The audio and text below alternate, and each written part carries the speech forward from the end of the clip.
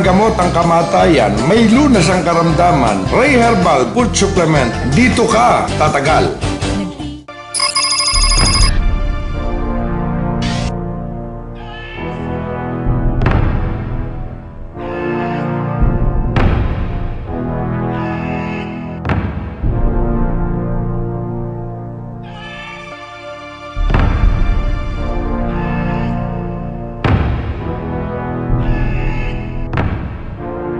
Ako si Belen Labro, 60 anyos. Noong June 4, pinuto lang kanang pa ako.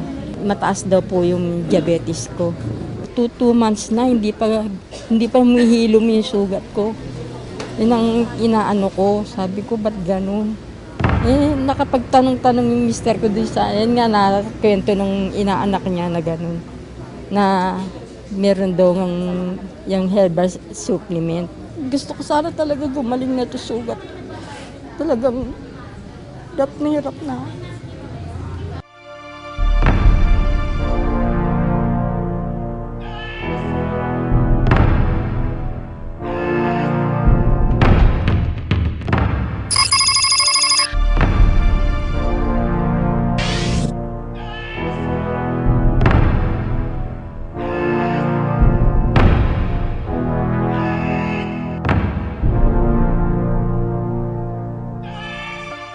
Naka 1 month na ako ngayon, itong araw na to, may pagbabago nang nakikita din sa pinakasugat.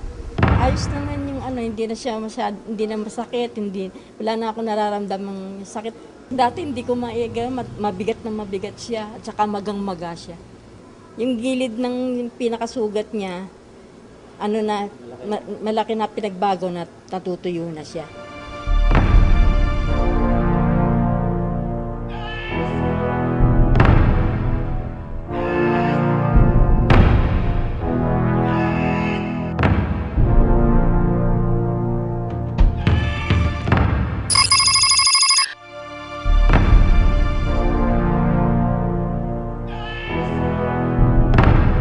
Pang 60 days ko na ngayon. Maraming pagbabago kasi parang gumaan na itong pakiramdam ko tsaka itong sugat ko parang naghihilom na. Nakakaikot-ikot na ako doon sa namin. Masigla na yung katawan ko. Kumbaga, dati talaga parati ako iyak ng iyak. Ngayon hindi na. Yung pangalawang buwan na ngayon, ayos na. Talagang hilom na. Koperasyon na lang yung dati malaki siya.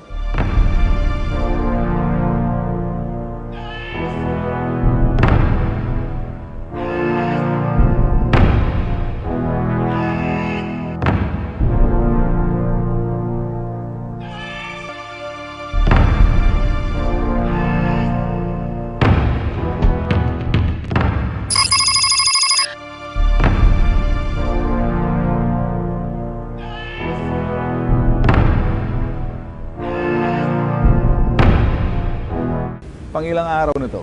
Ang 90 days na po. Okay ka na? Okay na po. Sa pag-inom ko po ng herbal food supplement, umigi po lahat yung pakiramdam ko, tsaka ito pong tsaka ngayon po natataas ko na Pero noon po talagang ang bigat po niya. Hindi mo mataas? Hindi ko po siya mataas. Ngayon pong 90 days na po siya. Lalo pong magaang na siya, nakakakilos na po ako, nakakaikot-ikot na po ako sa Blood sugar mo, kumusta? Okay na po yung blood sugar po. Blood sugar? 100 plus po. 100 plus. Dati po 434. Mayroong sinabi ng Dr. Putulin? Opo. Doon po sa UST po, CEO po. UST Hospital na sabing putulin yan. Bakit hindi ka bumalik sa doktor, pakita mo?